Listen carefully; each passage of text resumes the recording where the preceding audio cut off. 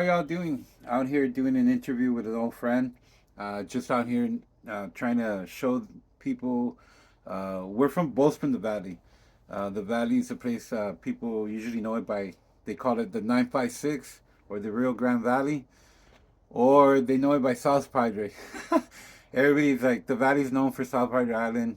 The Rio Grande Valley's a place that's close by the border. Uh, Mexico. We're right adjacent to it.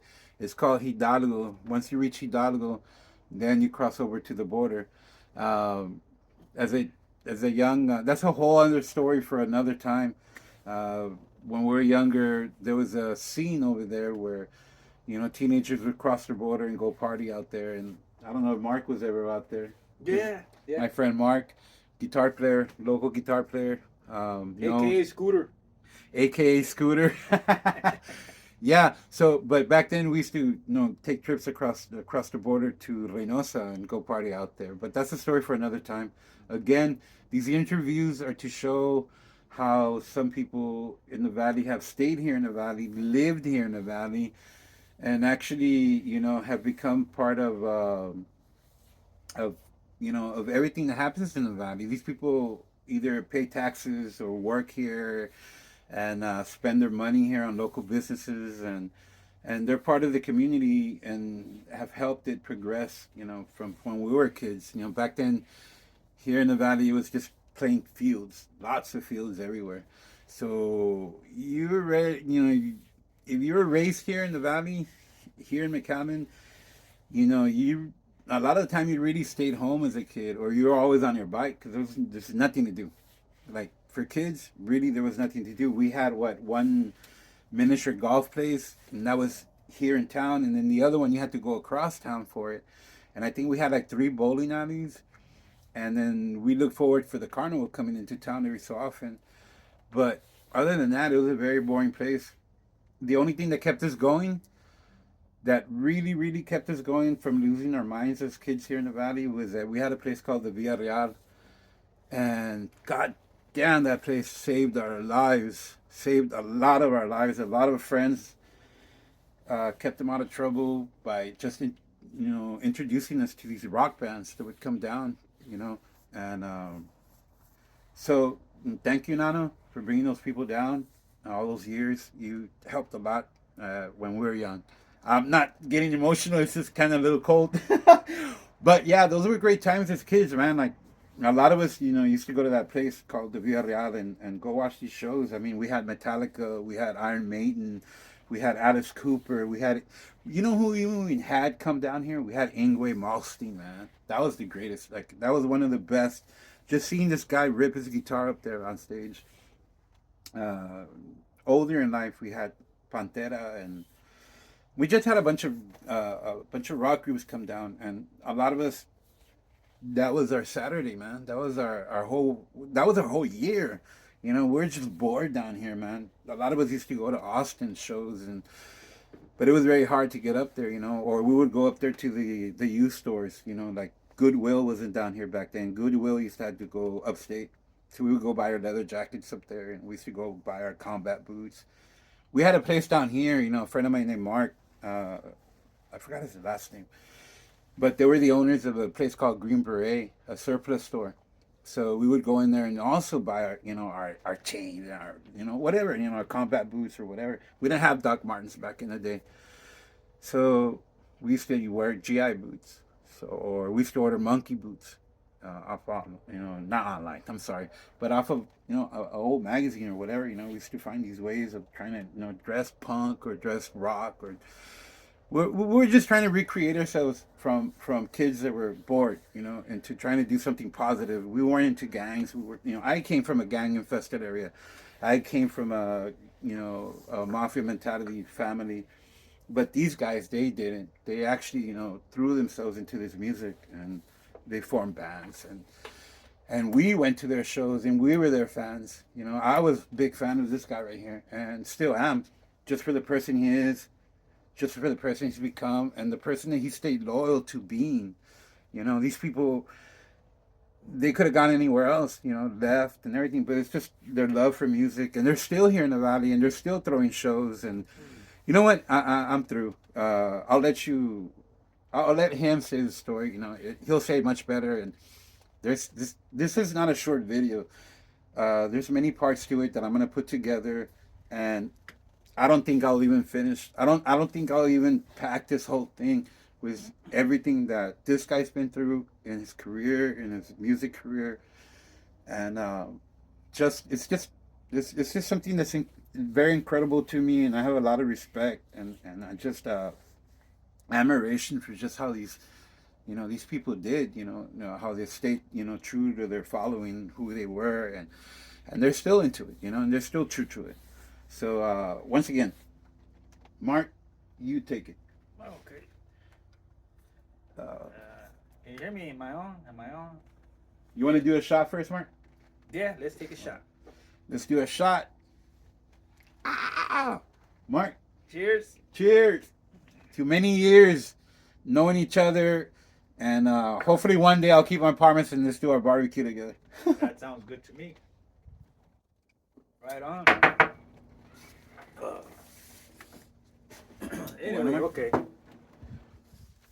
You got me going? Yes, We're sir. rolling? All right. So yeah, like he was saying, technically I'm not here from the RGV. My hometown is Gonzales, Texas, which is maybe half an hour from San Marcos, in that area. I grew up there. Same thing. I wasn't riding bikes, and we grew up in the '80s. And I got into music. He had asked me earlier what got me inspired, or what got me going. Actually, as far as my memory goes back to, I think I was 7 or 8 years old. Yeah, the question I asked him was, when did this start? Like, when did his love for music start? It was a organ. It was a electronic organ. I don't know whose it was or what it was doing there in my bedroom. I was like I said, 7 or 8 years old, and I plugged it in, and I was like, ding, ding. I was like, whoa, what is this? Fuck yeah, I love this. And I just got possessed, I think. Right there, I think that's when the bug hit me. Bit me, hit me, big. Oh, however you want to say it, right? Well, however you want, Mark. So anyway, yeah, I remember I was just making chords, just making them up. But I started having visuals. Like, I can see shit. Like, it's hard to explain. Like, as an artist, when you write music, you hear it, you see it. It's hard to explain. But anyway, when I was hitting those chords, I started seeing things. This is gonna sound very funny. Anyway, so where I was hitting those chords, right, on that organ. When I said visual, when I was seeing this shit visual, right? Visualizing it. You'll never. This is gonna be funny. I've never told anybody. I don't think I've told anybody this. But like I said, I was 7 or 8 years old. I actually saw He-Man on a sky sled going through the clouds like that, just by hitting chords. And I was like, wow. That's when I felt a connection. But I mean, I was a little boy. No drugs, no weed, no nothing. Yeah, nothing. It was just beautiful pure music. When I was a little kid, and I was into He-Man, of course. I grew up in the 80s. This was like probably around 82, around there. And yeah, that's when it hit me. So, and of course, the whole breakdancing and all that music came in. Until 1987, when I got into heavy metal. I think it was my uncle. He had a bunch of VCR tapes that he would record Headbangers Ball, and I remember I put him in. I was like, wow, what is this? I discovered so many bands. I discovered Iron Maiden. I discovered any band. Ricky Rackman. No, this was it was a black girl. I forgot her name. Oh, Downtown Julie Brown. And Adam Curry. Adam Curry. Yeah. So I mean, I just got addicted. I was like, wow. Me too. Music got me there, but in '87, that was the first time I heard Whitesnake. Back in that day. Yes. And it was the song was "Still of the Night." Still the night. Oh yeah. It was at. That's what got you. And then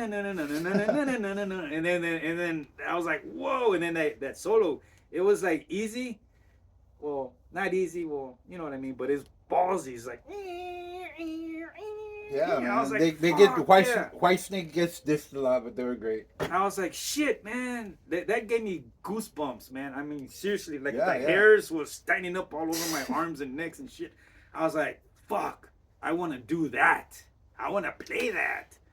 And December of '88 is when I got my first guitar.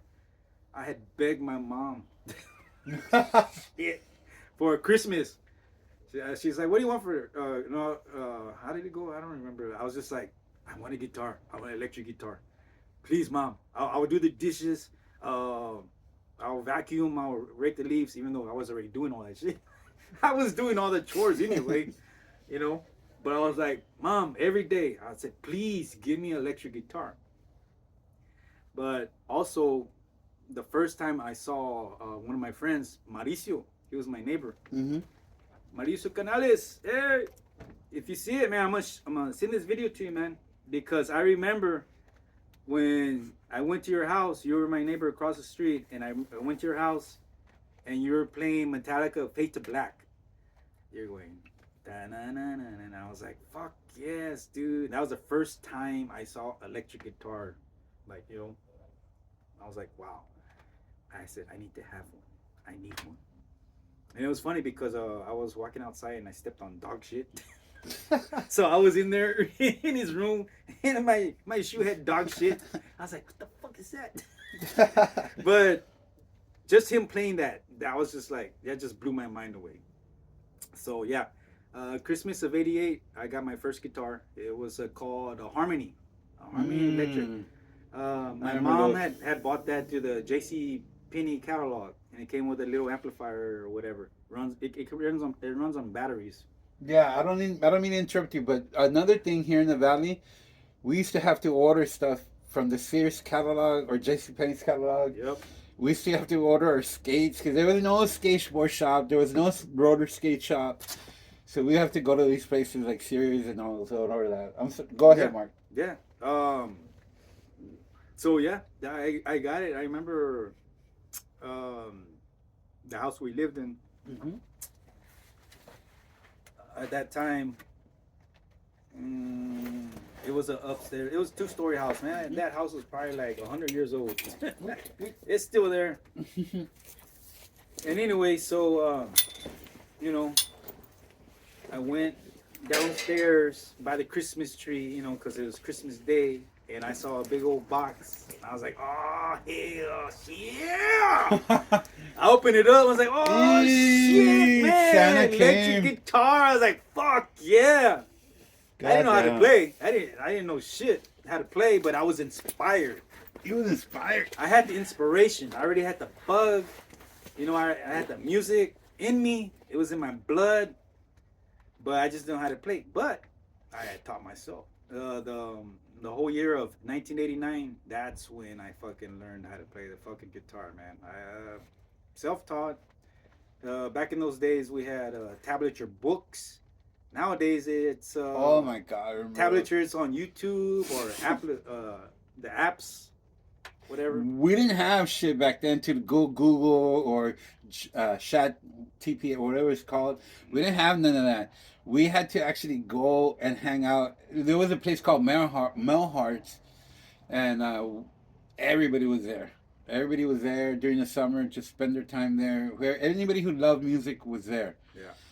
So it was called Melhart's. And that was the only place in town that we could go. That and downtown, a place called what is it called, Mark? Downtown? The music place downtown. It was Hermes Hermes. Music. Hermes. No, it was Hermes, and There was another one downtown. I don't remember the Not- other one. But I remember back in 93, 94, we used to call it herpes. Herpes. Herpes. Hey, ¿dónde vas? Herpes. I got herpes. Hermes music. Are you hearing that? My oldest guitar I still have to this day, right now. I have in my closet. I bought at Hermes. That was, yeah, that's my oldest guitar. I had another guitar that was older than that one, but it unfortunately got stolen. Some guys broke into our jam room when I was playing with a band called the Rotting Piñatas. Greg Myers. Holy shit, dude. Hey man, The we had some good Piñatas. jams. Rotting Piñatas. That was us. But that was fucked up. They broke into our jam room and they stole that fucking guitar. It was a BC Rich Warlock, and that's the one I used to play Oh, my with God. Catastrophe, and that Ibanez. It's a blue Ibanez, which I still have. I'm glad I still have it. Oh my God, you still have a guitar? I still have that guitar, Shoot. and that's when we used to play at Club X. Oh, Club X. Yeah. At the attic. Yep. And Nico Thursdays. Nico Beer Thursdays. There used to be I worked at this club as a bartender back then, and I love you brought that thing up. That one, Mark, because that was another one that this owner of a club, he started doing this thing called Nickel Wednesdays. No, Nickel Wednesdays or Nickel Thursdays. So it was draft beer in a cup, and they had to get rid of it because people were getting super drunk off of a nickel. Like they were buying these bunch of cups. Like we were serving these. I was a bartender at the time, serving these cups, and they had to get rid of it because people were, they were going home driving drunk, like super off their heads. Damn. So they got rid of that, and but that was one of the rock outlets that we had. It was here, and then there was a place in Harlingen too, a club in Harlingen. I can't remember the name of it, but it was either that we would be here in McAllen or we would go to Harlingen. But before that, there was another place called the Palmer Pavilion, and there was a lot of punk bands who used to play there. I think you've seen it in Walk the Valley, or what's it called? Yeah. There's a documentary. Go look for it. It's called Walk the Valley or something like that. It's very cool. As I walk through the valley. As I walk through the valley. So yeah, we're not there yet though. We're still on him, reflecting upon his when Yeah, it I was started. part of that documentary. That was fun too. Oh, yeah. So yeah. So I mean, these people have been, like I said, these people have been at this since they were kids. So again, go ahead, Mark. What we're going? We're at You still have your guitar from when you were a kid? 89. That's when I learned how to play Ozzy Osbourne, Paranoid. I was into Black Sabbath and Kiss. I mean, that's what got me going on the guitar. It was actually the Harmony guitar. I traded it, or I don't remember what I did. I got rid of it because I learned the humbucker. Oh, if you want a heavy metal sound, you got to have a humbucker. The Harmony was like a single coil or something like that. Anyway, so I upgraded to it was called a Gremlin. It was a red guitar with a fucking, what was it? It was a one humbucker on the bridge. Yeah, I forgot what color it was. But anyway, that's what I learned on. And I fucking played every fucking day. Every day. And especially in the summer. I mean, like I said, back in those days, we had tablature books. So I had a radio cassette, whatever, and try and learn the songs as best I could. But the inspiration was there, like big time. Back then, I mean, I didn't do any drugs or anything. It wasn't anything about that. It was all about the music. All about the music. And that was in my hometown, right? So in 91, that's when I moved here to the valley. And this was totally different from my hometown. I mean, I was nervous as fuck when we moved here because I had no idea. I was like, where's the valley? What's RGV? What's Rio Grande Valley? The 956? Yeah. My mom was telling me, hey, we're moving to McAllen. I was like, McAllen? Where the fuck's McAllen? I never heard of McAllen. And she's like, let me show you the map. I was like, oh shit, we're in Mexico? She's like, no, we're not in Mexico, but we're close to it. Down past Farfurias. Yeah. I was like, wow, okay, cool. All right. Well, But yeah, my sophomore year, we came here to McAllen, and there was a lot of good bands. Man, there was so many good bands I would see, and yeah, I actually the first band I joined was they were called the Slanging Freaks. I don't have any of those guys on Facebook anymore. I think Caleb Huber. I think I still have him. If you're there, Caleb Huber, miss you, man. You were cool. And the last conversation I had was with I forget his other name, man. Raul. Raul Martinez. He was like a tall, skinny dude with long hair, big old sideburns and shit. And he was a cool guy. He would always like send me riffs, like, "Hey man, check this out. You know, what do you think? You know, try and learn it. Blah blah blah, yada yada." And Castillo, Tony Castillo, he was the other guitar player. Man, if you guys here have heard of Victoria's Secret, Tony Castillo, he was a guitar player, and his brother Raul Castillo was the bass player, and they went to Mackay. I met those guys at Mackay, and Raul, shit, man, he's a fucking movie star. Well, shit, last time, what was it? No, it was some years back. He was on some Netflix. He was on Netflix. I was like, wow, man, I went to fucking school with that guy, and he's on fucking Netflix because he lives in New York. The last I heard. So anyway, that was the first band, and yeah, I guess I didn't make it or cut it. I don't know. You know, I was still learning. I didn't have that much experience, but you know, but these guys were a little bit different, you know. But this was like 90, 91, you know. We're discovering new music, and so it didn't happen. But they were cool guys. You know, those guys were awesome. That's when grunge started coming in, though. Yeah, grunge was coming in. So it was probably 92 when I got my first garage band here in the valley. And like I said, it was the drummer. He was in 7th grade. I was 18. I was a junior at Mackay. And Chinte, he was a sophomore. Oh shit, I remember that name. At Mackay. And fuck, I can't remember the singer. I can't remember. I think his name was Javi. He was a big guy. But he would sing in falsetto. And we were doing like Nirvana. He'd be like, "Come as you were, as you were." I was like, "What?" Come Yeah. with me. Yeah. I was like, yeah, okay. Yeah, It was fun. Don't get me wrong. And then plus different. And then these guys, you know, well, the drummer, he's a young guy, young dude, but he brought a lot of young hot chicks.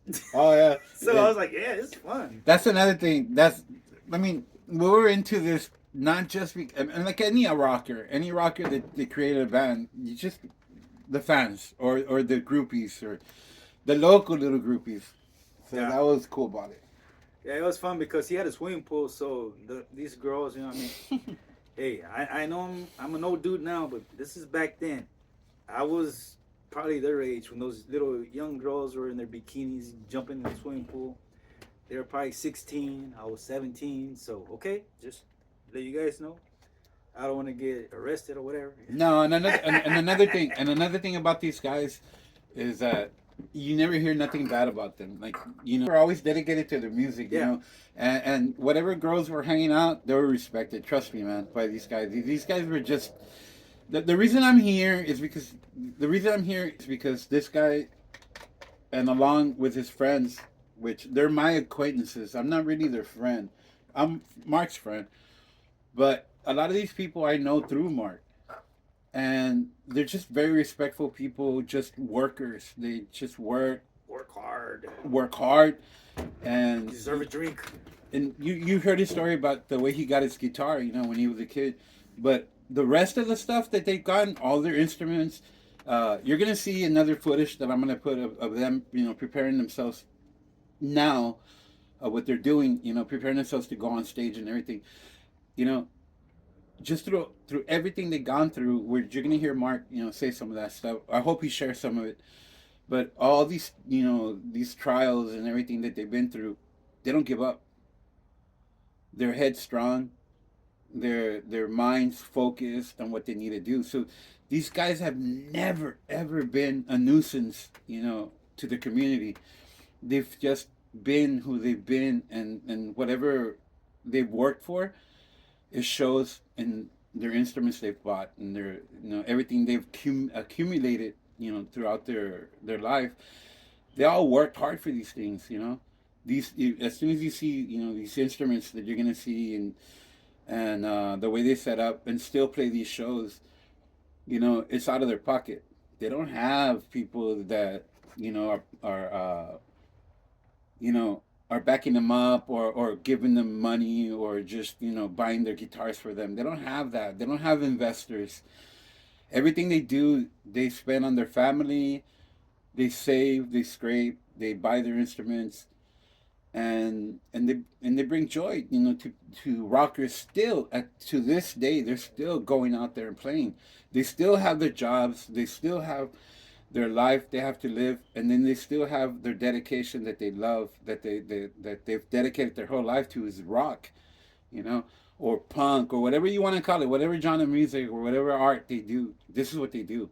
They're true to their craft, and yeah.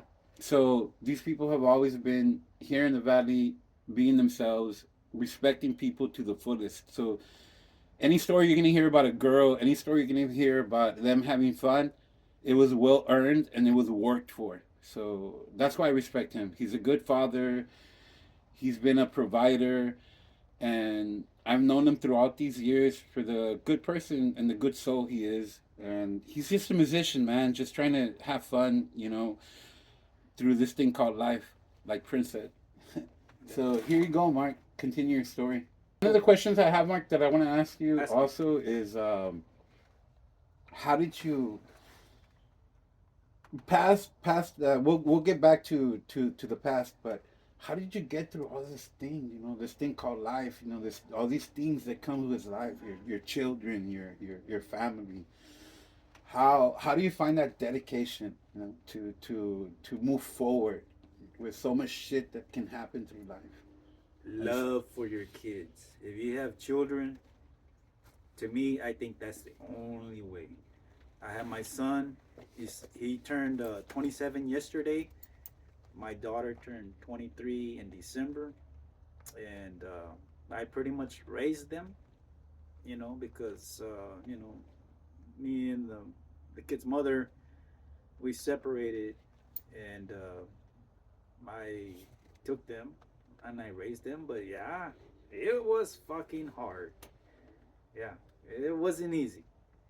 And I was still playing music. The music kept me going. Well,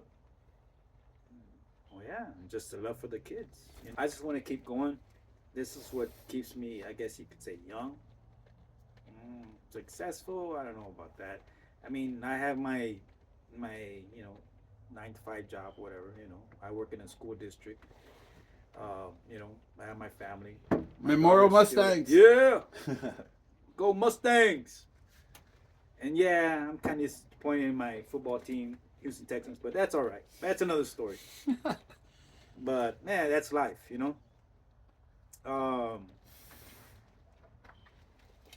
I just like playing music. That's what it is, and I like playing live. I mean, there has been some years where I didn't play as much because I had other priorities, and work is a motherfucker. When you work your ass off, working every day, and you have more responsibilities. You get married. You have a lot of responsibilities, so you're tired. So sometimes the music is put on the back burner, so to speak. And then plus you find other hobbies. I have other hobbies that I like, which is guns. I love guns. I love going to the shooting range.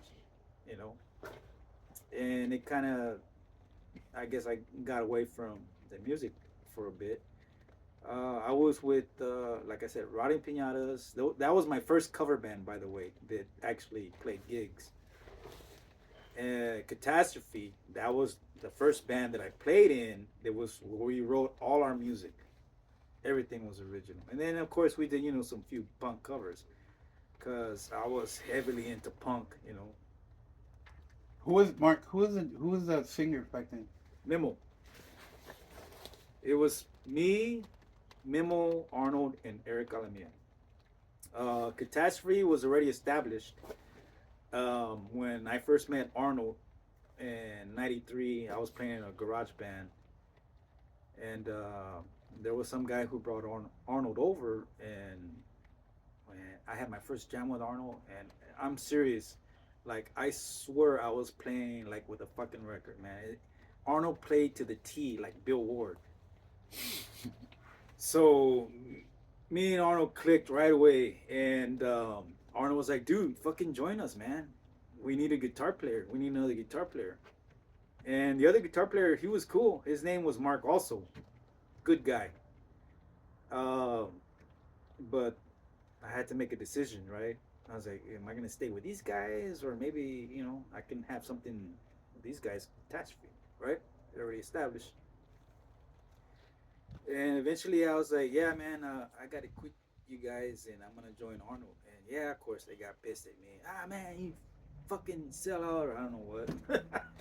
But I tell you what, it was the best decision I ever made in my fucking life when it comes to music, was fucking going with Arnold. Seriously. Because he introduced me to like so much more music. We played in Confused for, I don't know, so many years, and he's still playing in Confused. I mean, I met so many people, and just, yeah, that was the best thing I ever did. It was just hang on with Arnold, and like I said, Memo, Eric, we did Catastrophe. I moved away to San Antonio because of my dad. At that time, I was 20 years old. He had a, you know, job transfer, so I had to look for work. I worked at Jack in the Box. This was like '95, so I worked there for maybe about a year. Saved up. I bought a car. It was '95 Geo Metro, Oh, and I told my mom, I was like, "Mom, I'm going back to the valley." She's like, "What? You're crazy." And back in those days, I was like, I was all lifting weights and shit. I was outside. My days off. I was all buffed. And I said, "Yeah, I'm gonna go back to the valley because that's my home. Even though Gonzales, my hometown, that's my hometown always." But I said, "You know what? San Antonio's not for me. It's the valley." So I came back down, and I was talking to Arnold, but they already had another guitar player. My replacement which was Casey. Good guy, man. And to be honest, and I'll be honest, he was much a better fit than me in that band.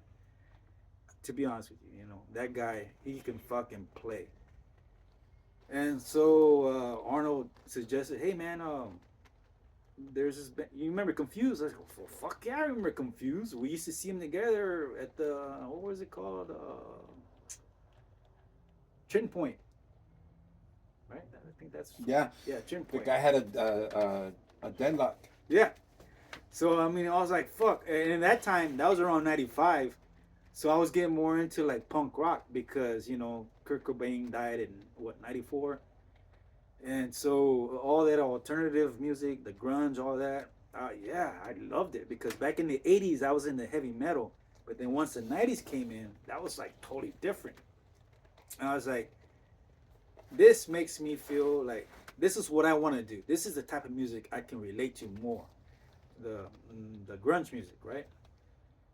So I got into punk rock, and man, that just like changed my world totally.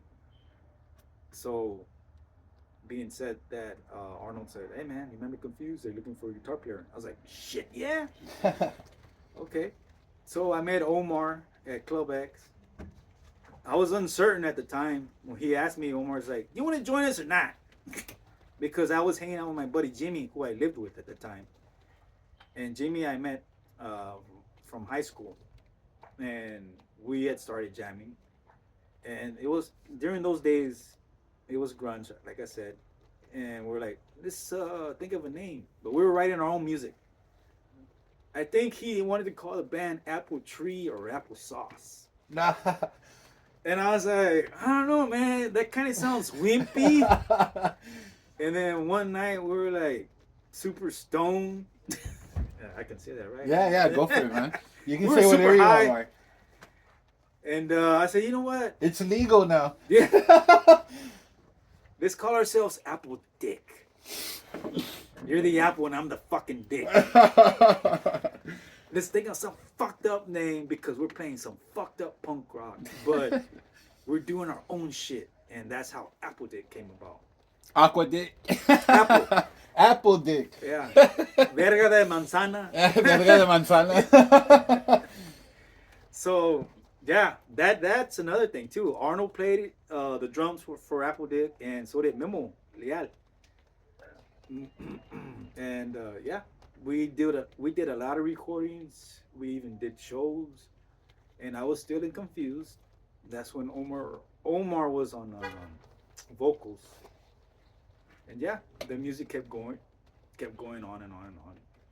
Yeah, 2000s, and Al de Barrio, he came back in for Confused, and he's got it going. He knows, Al, man, much respect to you, man, that you're keeping Confused going. And what can I say? When you guys come down and when I get to see a show, I fucking feel like I'm fucking 20 years old again, man. I get in a fucking mosh pit and I get my ass knocked down. Let me interrupt the interview. Al, when you're playing next time on stage and this boy is there, make me a promise, man. You gotta invite him up there and play the guitar. Like, do a set with him, man. Do a set with him like the old days. Invite him up. Tell him, hey, this is one of our old guitarists from back then, one of the true members from back then. I know Confused when they started. This guy had a deadlock, like he was a skinny guy up there, dark skinned Mexican. But that guy, he was so respected because just the genre of music he was bringing in at that time. We had punk bands before them. We had Dead Horse from Upstate come down. We had Disgust, which was, hey, rest in peace, Brian Hubert. Yeah. Can't believe it, man. That one hurt. I just remember, these bands from back then playing, Disgust and Killer Watt and the Fart. Oh, Jose, Fat Jose, you seen this, man? Much respect to you, much love. Yeah, Fat Art Jose Nava. was the one from, huh? Art Nava. Art Nava. Art Nava, man, you're the man. Art, man, you're the man. Fucking Art Nava, man. I wish you were here, man. I wish you were here hanging out with us. You're at home, but I know you send me a bunch of shit, on Messenger. Fucking love it, man. And to talk to you, you're old school, brother. So yeah, I appreciate it, man. Art Nava. Art Nava. Keep going. Okay. So yeah, keeps on going. The story keeps on going. 2000s and change up on band members. Confused started a sister band that was like 96, and it was called Confusion. Ross's, at that time, his girlfriend was a singer. Her name was Diana. And then eventually Ross and Diana, it was me who made them have their first kiss. I'll say it. They had their first kiss because it was my influence. I was like, you guys are in love. I can see it. And eventually, they moved away. And so, that was the end of the band for Confusion. And then eventually we started up the band again, Confusion. We got Mr. Steve Arkin, Chappie. You got to see this too, man. Because, he was a bass player. And Carrie Confusion. Oh my gosh, a lot of people love Carrie. Ink Bag. They fucking loved Carrie. They hung out with her. And, I had the fucking best time writing music with Jimmy, with Apple Dick. and the best time writing music with Carrie. I mean, like we just fucking wrote songs like nothing. You know, the fucking punk rock, man. I mean, we just, man, it's just, it's so cool when you find a music mate or soulmate, whatever, you know, to do that. And then we recorded songs, so many songs. We wrote so many songs. Chelo Marcelo, he was the drummer. This to you, man.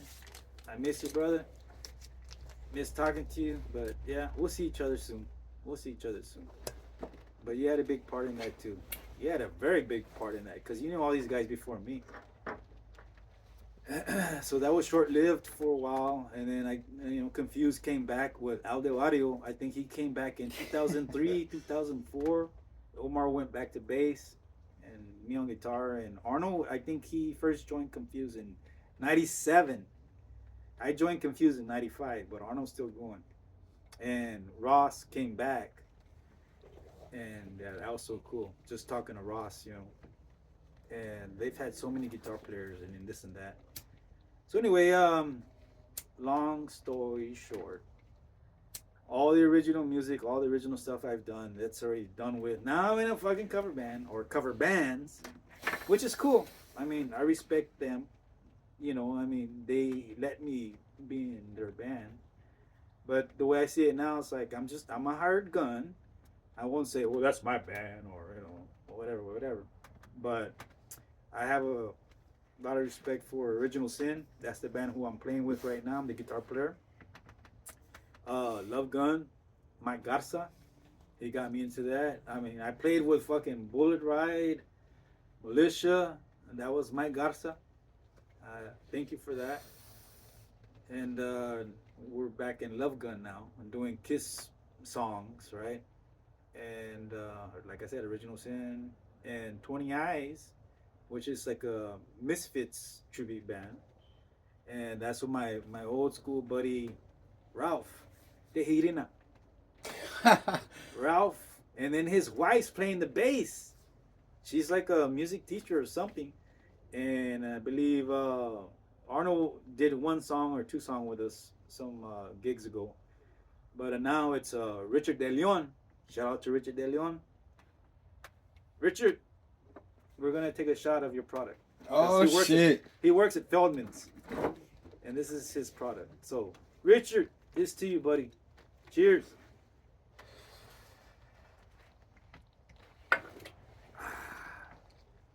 Oh, goddamn. Yeah. So, and yeah, we started something some years ago. We were called Mexican Seafood with Goomba. I don't know if you guys are familiar with Goomba, Goombatron. Goomba, he's in a heat man. He's a very talented cat. He plays in so many bands. But we were called Mexican Seafood, and we did like a lot of alternative '90s stuff because we're going back to our stuff that we liked back in those. To your roots. I wouldn't say roots exactly. I was thinking roots, but then my roots goes back to the '80s with heavy metal. But I really don't play heavy metal anymore. Playing old school rock and roll. That's what I love about Original Sin. We play classic rock and roll. For example, we do a lot of Joan Jett. We do a few Kiss songs. A lot of the chick singers you can think of in the '70s. I can't even think of a lot of the songs right now. We even do the fucking Go-Go's. So I was like, hell fucking yeah. Hell yeah. And so that's what's going on with Original Sin, which we have a gig coming up March 27th. Love Gun, February 20th has been confirmed. So I'm looking forward to that, because all members, we're all fucking Kiss nuts. Kiss fanatics. Fucking Arnold, man. I love jamming with Arnold. Not to like talk shit about any drummers in the valley because they're all fucking good, but Arnold, that guy, he fucking kicks ass on the drums. This guy Arnold he's talking about, it's a typical drummer of any great band. The last band that had a great drummer that's kind of like I can describe like Arnold. Well, there was another guy back here in the valley. Before I get to that, there was another guy here in the valley called Ed. They call him Big Ed. He was he was a drummer. I had a short little thing happening with them. We were called, I forgot what we were called, Six Different Ways, and I did some songs for them. We used to practice at this guy's Dusty. We used to practice in his garage in Mission. There's a sister city next to us called Mission, and that's where this guy Dusty lived. And we used to go there and practice. And well, that band that I was trying to get into at the time, it was called. We had named it Six Different Ways. It was a shout out to a guy named Chris Williams. That guy Chris Williams, just that guy was just play anything. He could play drums, guitar, bass, whatever. Chris Williams, shout out to you, man. Yeah, so this guy Arnold, he's a drummer, but he's a huge guy, man. And the last person that I could compare to him would be the guy from they were called the Distillers. So kind of imagine the drummer from the Distillers, like super huge. Well, this is Arnold too, man. And this guy named Ed, he was also a big guy from Mackay, which Mark mentioned earlier today. And he moved up to Austin. He died up there. Like, I don't know what happened to him. The story is he went on a ride on his bike and he got hit by a semi truck or something. I don't know, but he was one of those large people, man, that can just goddamn play the drums like a total prodigy. And this guy Arnold, he's one of those. He's just a big guy in the drums, man. He seems like he's breaking those drums, but the guy is so gentle. He's a gentle giant. Yep. And I known him since he was a kid, and he has a fantastic story. And Mark brings that up about the love for Kiss. This guy can play in any band, and just remember, play the drums and remember every song. And the guy hits it. And the guy, if you ever come to one of his shows or come across one of his videos playing, you'll be fascinated, man. I've seen him play in so many bands, man. From death metal to punk to core to whatever genre of music you want to call it, this guy can play it. Even fucking Mexican music. That's Arnold. And again, I keep hijacking this video, but it's just my love for these people, man. They kept me, sane throughout these years. Like you would go and see these people's show, and you'd leave there happy, man. If you were low down, you go into the attic, or you go to Palmer Pavilion, or you go to all these other places that they used to play at, and it would just bring you out of your depression or just whatever you were going through, man. These people just rocked. They rocked. So let me hand it back over to Mark and continue. The other question I have for Mark. Yeah. These people that played with you and these people that joined in your craziness, in this trip that you call life, right? These people that join you in it, how sincerely do you feel loyal to them for them helping you also? Like they helped me, get through a lot of stuff. I was never a musician, but I worked at the club where sometimes they play that, and these kids they would come in and just blow you away, especially if you lived here in the Valley, how hard, it was being a kid here in the Valley without having anything. It just hit you, how you had to have that love for music and that love for the joy of it that would bring you by listening to it or having or partake with them after they would play the show. You would either go to a party with them, an after party, or you would just you just go home, just exhilarated and just recharged by how they would play this music, right? Maybe a cover tune, or it may be something they created. Like there's one song that you guys need to go and search up and hear. I don't know if Mark has it up anywhere, but I don't know if Mark was still in the band or not. But Catastrophe had this song about a Frankenstein, like they would play it and they would go. That was after me. What was it called? I don't know. That was after me. It was after you? Yeah. Well, like he says, he played with them and they just continued, throughout the years, confused, continuing playing. But again, let it come from the horse's mouth. Mark, take it away. You're a beautiful person, Mark. Thank you. So are you, man. And I appreciate this. Going back to Arnold. seriously, going back to Arnold, he made me a better guitar player. Seriously. Um, I've been playing for so many years. Shit, how long is 1989? How many years ago was that? 89. Yeah. That's the what? 2 decades, man. Man, 10 years, long. 20 years. No more. What, about 30, 30? 40, I don't know. Yeah, Been 30. playing a long time. But, 80, 90, 2000, 30 years. 3 decades, brother. Arnold, he made me a better guitar player. I'll say that much. You know, because when we would write songs, he had a riff in. I mean, he wasn't a guitar player; he was a drummer, but he could hum it. He could go dun dun dun dun dun dun dun dun dun dun dun. It's like, do this, man. Dun dun dun dun dun dun dun dun dun dun dun dun dun dun. I was like, fuck. So I had to figure out the key and the tempo, but he would just hum it to me, and that was one of the songs we had called "Kill at Will," and that one was on our first demo, and yeah, I mean he's one of the rarest guys that everybody says, oh, he's a drummer, or there's a drummer, and that's all he can do. Arnold can fucking do it all. Seriously. So yeah, it goes on and on and on. But, yeah. What else can I say about that? I'm just happy I'm still playing music again, because if I wasn't in an Original Sin, if I wasn't playing with them, I probably wouldn't be playing guitar. I mean, life happens. Now, another thing you got to understand is that this is a story that I don't know if you. Of course he's gonna remember. Of course he's gonna remember the story. But there was this place. This is where these kids, man. I thought they were younger than me.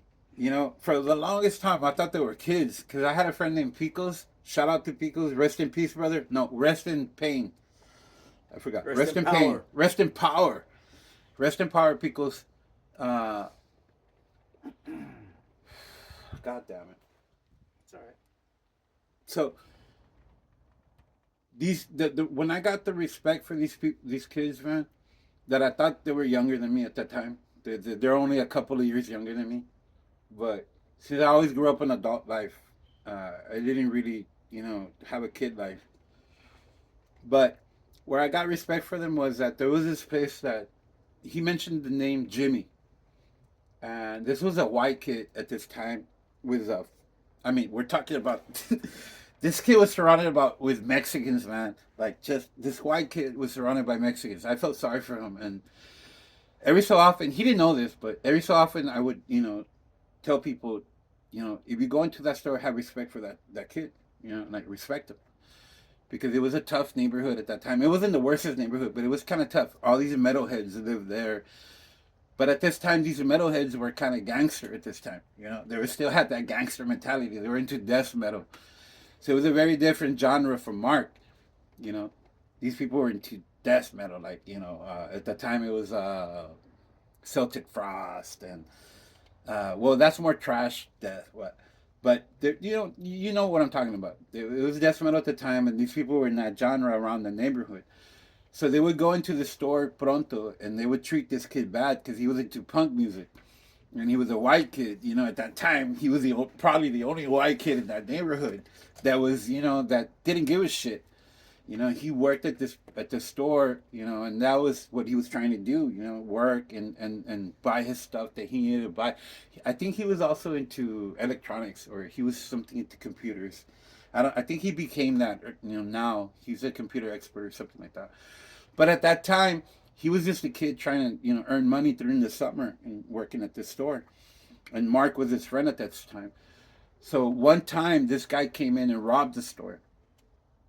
And they had been robbed a couple of times. But I don't know if you know punk.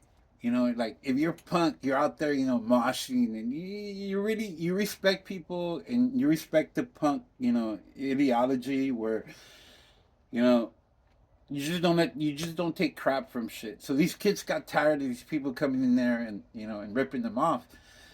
So these kids they even made a song about it, and they made a tape of it. And I used to have the tape from a long time ago. I bought it from them a long time ago. I used to work at a tattoo shop down from there. So they foiled this robbery, man. They came out on the news, they came out on the paper or whatever. That's what I remember. I don't know. But my respect was that they said, you know what? No more. That's it. We're punks. We're not taking this shit. We don't do shit. We don't steal. We don't rob. We don't fuck people over. So they said that was it. They followed the robbery. They got the guy busted and everything. And I mad respect for them after that. That was the most punk thing you could have done. Because not just being a punk means that you're gonna fuck up people in society.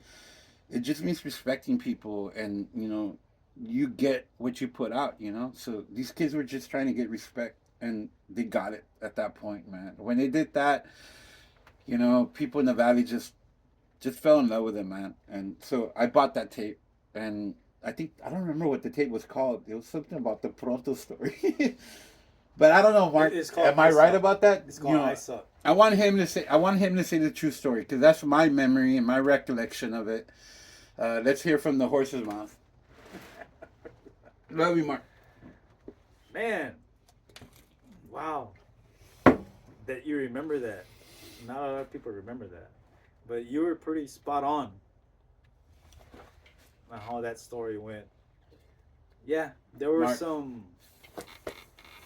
I don't know, some guys that broke into Jimmy's store. Well, not broke in, but they did a beer run.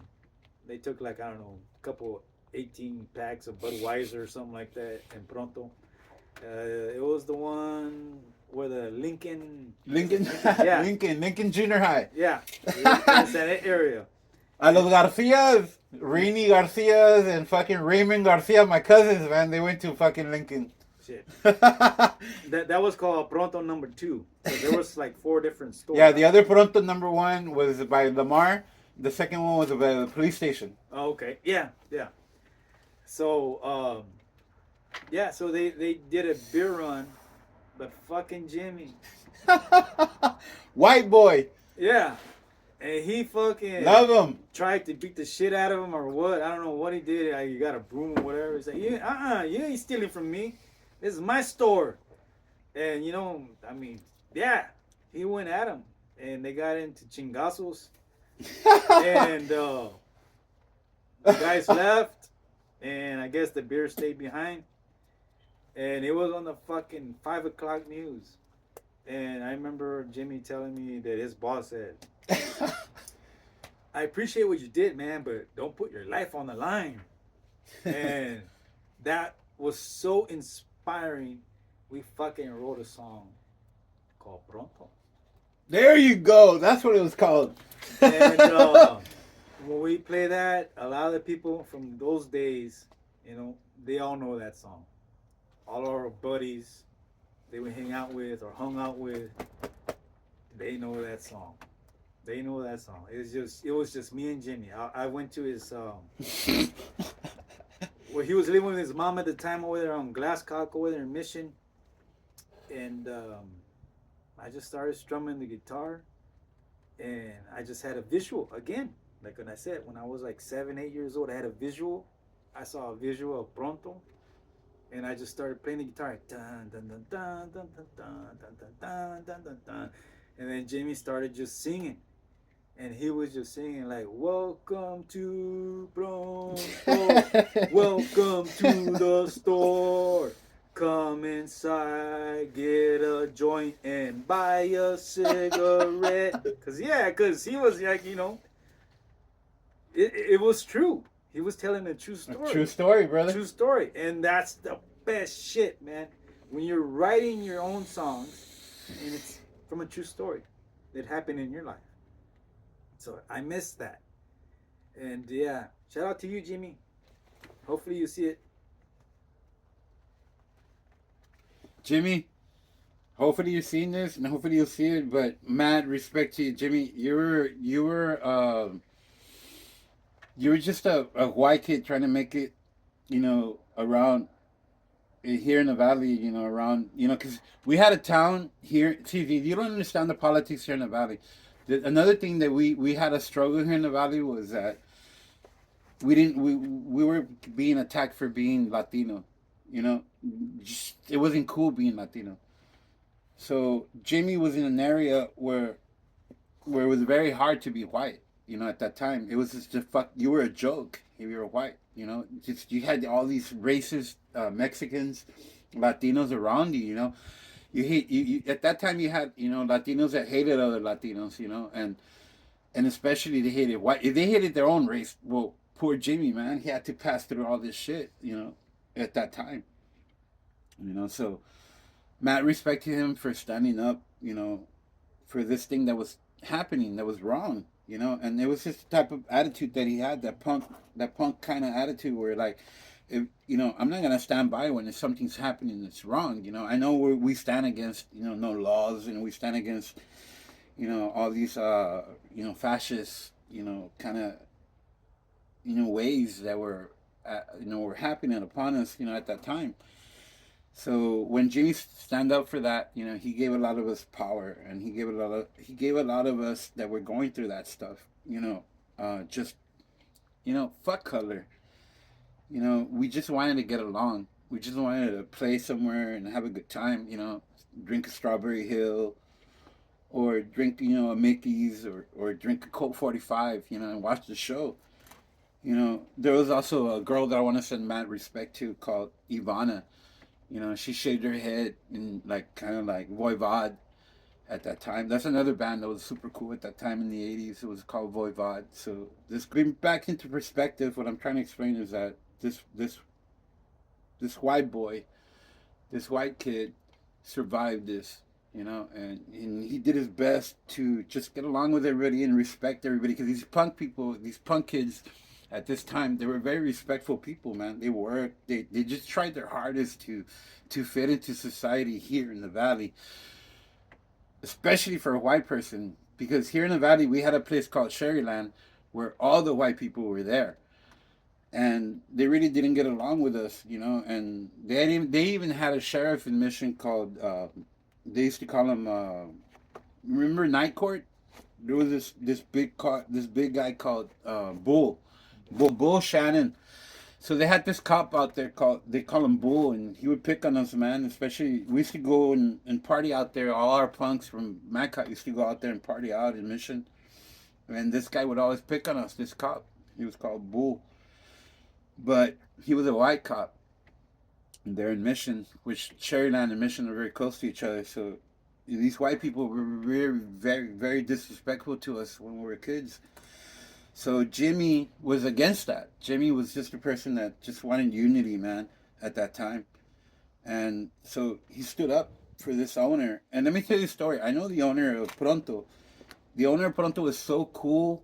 And I understand Jimmy for standing up for him, because the owner, shout out to you, man. I don't remember your name, but Ted. What was his name? Ted was the owner. His name was Ted. And this guy, he was such a cool owner, man. He would do so much for his community, where some of us young kids, he would give you money if you get straight A's. And shout out to Arnold Martinez. He was one of the kids that he worked hard to get his A's, and he would go and show his report card to Ted. As Mark said, that was his name, the owner of Pronto, and that convenience store. So he would give money out to these kids, for getting straight A's. So he was a pretty cool owner, and I could see Jimmy doing that for him, like protecting his business. But again, I'm going to leave that to rest so Mark can continue with the story. But Jimmy, you were a cool mofo, man. You were a cool white kid, and much respect to you. And wherever you are, I wish you abundance. And if you have a family, I wish your family well. And I just wish you, the best, man. You were cool. And here's Mark. Oh, shit. Sorry. I'm just going to say, in conclusion, on my part with Jimmy. Yeah, man. You've been a great guy. We've been roommates. We lived together for years. Wow. We did everything together, hung out, party, did all that stuff. And look at us now. You got your family. I got my family. We're older now. You know, we're old men. We're in our 50s. And yeah, we're both bummed out about Texans losing today. You know, but I appreciate that also that you know, you're a season ticket holder and I can go visit you and you can get me there in the game with you, you know. And last time, well, last time I went, yeah, I had a blast. It's great. Mark, You giving me that experience, tailgating, and just being there at a fucking NFL game. I appreciate that, man, so much. Mark, the other question is, what's your the best moment out of everything? Wait, let me ask you. So, I don't know if you can hear me. I hope you can hear me, but we're using one mic because my dumb ass doesn't know how to use these new mics. So, but my question for Mark is, what out of all of this, what is the happiest moment in your music career that you can remember? Like, just one of the best moments that you had on stage, or just something you can reflect on that just maybe changed your life or that moment. There was one thing that came to mind is when I was with Catastrophe and we're outside at Nimos in the yard outside, and we fucking wrote Catastrophe just by jamming the fucking song. Someone had a tape recorder or whatever. Someone, had it recorded it, and we just fucking played. And the song was there. Of course, I mean, we had to chip off a few edges, but we just fucking looked at each other like, what the fuck was that? We just came up with a song like nothing. I would say Catastrophe in the old days when we were making up songs. Those were like my best moments. And of course, with Confused, I mean, it can go on and on, even with Carry Confusion. But yeah, I'll never forget that moment. We were outside. And then especially when we played with Patchwork. I loved fucking playing with Patchwork. Fucking Woody, rest in peace, Woody. Oh my God, I didn't know that. Yeah, he died 2010. That's Mark, right? His name was Mark too. Mark, yeah. Mark Gonzalez, Woody. And that was another thing. When we recorded our first demo, Mental Abhorrence, or what the fuck was it called? I forgot. Our first demo, we recorded it, and then Patchwork was there too. Mug, and I still talk to Mug every here and there. He always wishes me a happy birthday, and I wish him a happy birthday because I'm on December 4th and he's December 5th. But I still talk to him every now and then. But yeah, I remember the time when we went to go see Woody's grave, and it's like, yeah, man, it's unreal, man. But those were some of the best times when we were kids like that, writing songs and doing our first demo. And Woody, he has that lisp. He's like, hey, Scooter, can I use your Metazone pedal? And I was like, fuck yeah, bro. Yeah, I remember him talking like that, man. I was like, yeah, do it, man. Go for it, man. I used to go hang out with him at his house behind Jack in the Box. Yeah, yeah, the Jack in the Box. I remember that.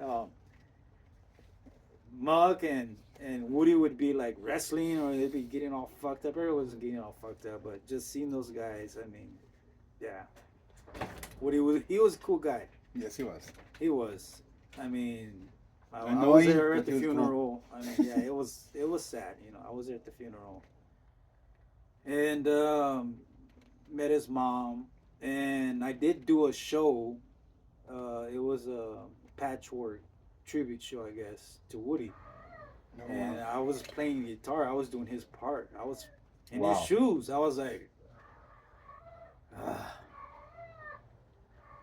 me getting emotional, right? I learned all his guitar parts, and Muck was there and Arnold. So we did it was a trio, just like the way they did back in the day. And Muck's parents were there, his mom and dad. I think the dad, he was feeling pretty good. He gave me a big old hug. big old hug and say, "Yeah, we're going to Whataburger now." And the Shout mother, out to Waterburg. yeah, and I was hugging his mother, and I mean, what do you say? What do you feel? What do you think? But yeah, that was another, I guess you could say, a very important moment in my playing when I was doing that show. It meant a lot to me. Rest in peace, Woody.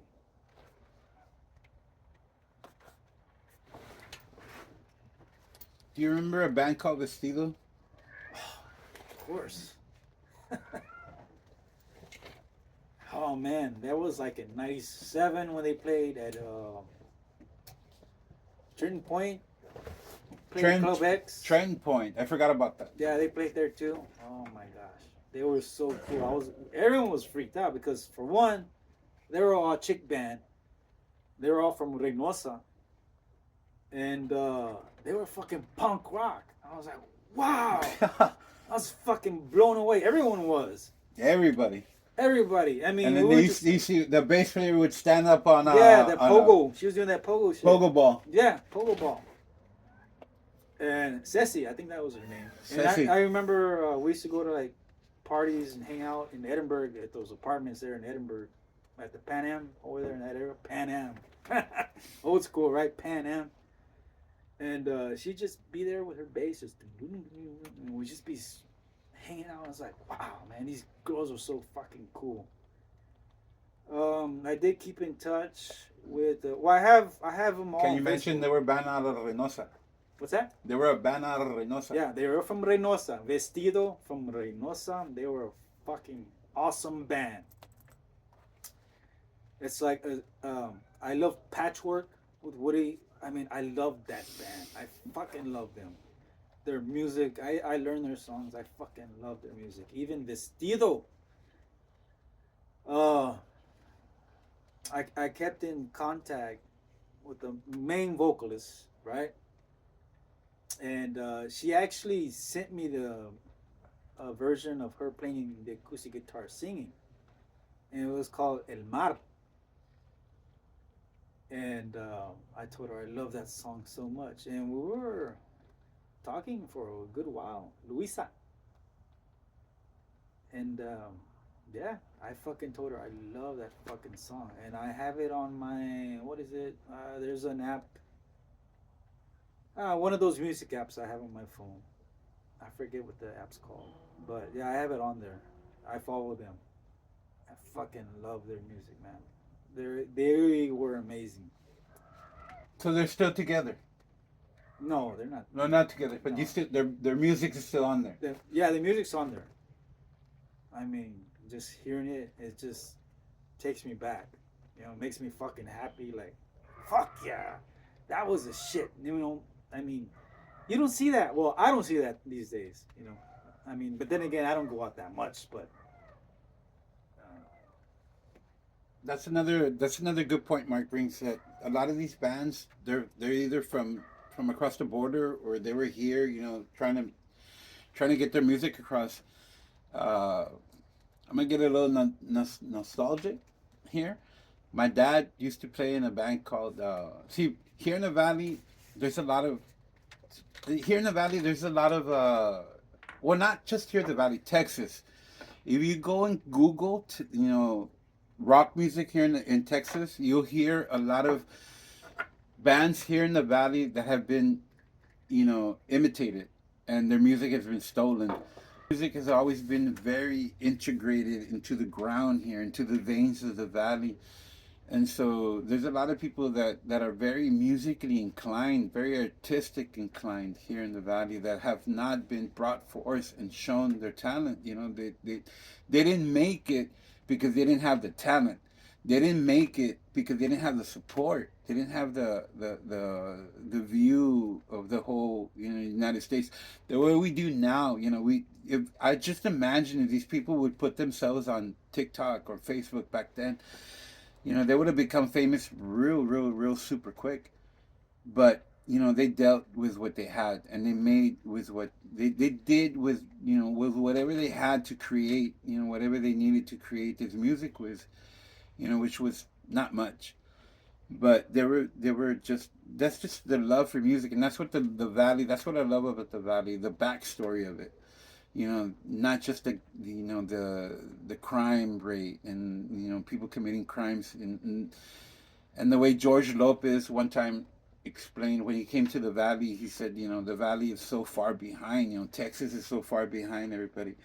I kind of took that as an insult, from you, George, Lopez. Especially, I'm also, a comedian, and I dabble in that as well. He kind of hit us hard by telling us that we were so far behind, but he should do his study and show, that Texas has put out these bands, and these, a lot of these bands were ripped off, from their music. And my dad as well, like one of my dad's songs came out in the show, Saul. What about Saul? So my dad's music is still out there, and somebody's generating music from my dad. So that's what happened to a lot of these people, local artists. They just, people didn't show him respect. And so Mark's another one of those people here in the valley that just didn't get the attention that he deserved to, get his music out there, and be promoted, by these people, which now it's more easier for these new upcomers and these new kids, these new seeds that are coming up. It's so much easier for you nowadays. So me making this video, you gotta, show this appreciation to these people, the bricks they laid for you, how easy they made it for you. Like Jimmy, bringing, two cultures together by just what he did, just by the boom he did with that. I mean, we learn how to respect, other cultures, other people, like this white person, that he just defended this place by his genre and his love of music and what it stands for. And unity, that's all it is, man. And here in the valley, we're a melting pot of people. We're not New York, we're not California, we're not Chicago, but we've always had a sense of respect for black people, for white people, for just any other people from any other culture. And we just want to create. And I don't know how Mark stands on this, but that's the other question, that I have for him. How did he deal with, the racist stuff here in the valley? Especially my friend Mark, he looks very Filipino. I don't really know where he comes from. I don't know his DNA, but I'm sure he dealt with that here in the valley, the racism at that time, having to, try to, generate music while dealing with people in the audience that were racist, you know. That's my other question for him. How did you deal with, racism here in the valley, especially coming from your own people, Again, let me hand this over to Mark. Mark, how do you feel about the racism in the valley? How did you survive it? Well, I didn't experience much racism, but yeah, I was called Filipino, a lot of times, Oriental, this and that, like I said, I'm from here, from Texas.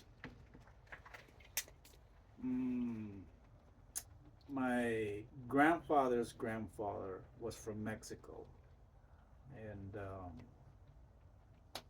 there's no there's no roots there of being Asian or Filipino or whatever, right? But I mean, I got called that a lot, when I was growing up. Even when I was in catastrophe, they said, "Yeah, man, you look Korean."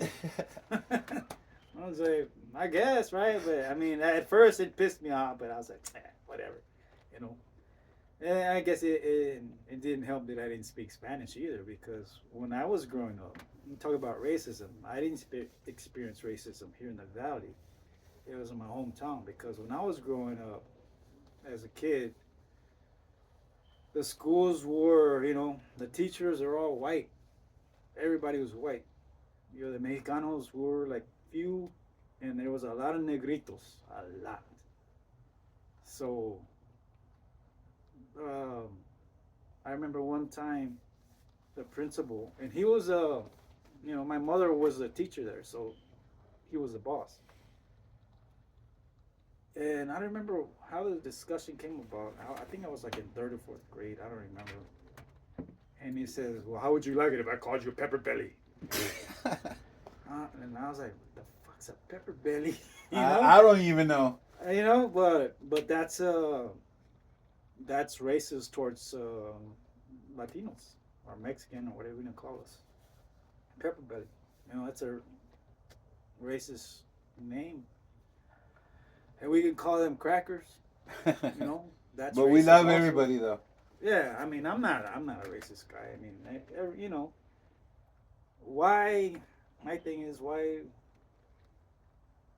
should we hate someone for their skin color or from their culture? I embrace all cultures, you know. Food, Bad brains. yeah.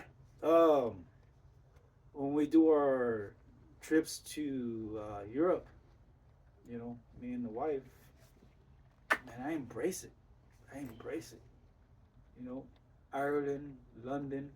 Last year we went to Rome. You know, Roma, and you know there was people there. No hablo español y no hablo inglés. Ah, okay, quiero verte la pistola. He understood what I said, you know. And there was another place we went to. That guy, he says, and they were Hindus or Indians, I don't know what. That accent they have. And they said, "Where are you from?" And we're like, "We're from Texas." "Oh, Texas, yes, very rich people. You're very rich." Shit. We're buying souvenirs, right? We're just buying souvenirs. I fucking spent 300 euros just on fucking souvenirs. He says, "We love you. You good customer." And yeah, Dora was like, "Yeah, we give you good money, but we're not very rich. We're poor Mexican." That's what she said. But yeah, I don't know. That whole thing with the racism thing. Even then, when we were there in Rome, there was a kid and he had a jacket and it says, you know, what did it say? I think it said "Viva Mexico," you know, and that was in Rome. And then you see some other people that says "Fuck USA." And we did a pasta class in Italy or Rome. That was the day before we went to the Vatican, right? There was a bunch of, I guess, couples. They were younger couples, and we're doing a pasta class, you know. And we're talking about Trump and politics and all of that. And yeah, I don't want to get into that, you know.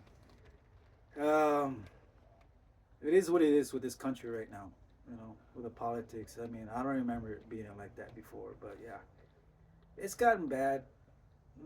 I guess I can say the country is divided, but I don't know. What can we do? What can we do? I mean, I vote. I vote. I do vote, and that gives me the right to complain, I guess, if I don't like the way things are going in the country. But it is what it is. What can I do about it? And Mark, again, how do you feel your life has panned out here in the valley? One more. Put the mic over here. One more shout out to the valley. One more shot before we end the video. We love you guys. We respect you guys, and you younger people that are coming up, you younger kids, you younger generation. We love you. Keep fucking working hard. Keep pushing forward. You know, this guy right here just keeps, you know, punching life and just keeps accepting things that happen to him and just keeps moving forward. And that's the thing you need, you young kids need. You know, bring up the valley. Don't bring it down. You know, tell people where you're from. Tell people that this is the valley molded you, changed you, and made you the person who you are. Respect the valley. 956 or whatever you want to call it. I don't care.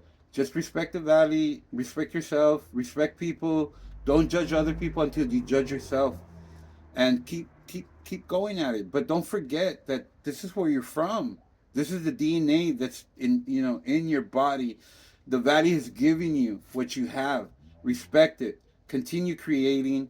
Continue being who you are. If you're a punk, if you're alternative, if you're goth, whatever genre you are, respect the valley, especially where you're from.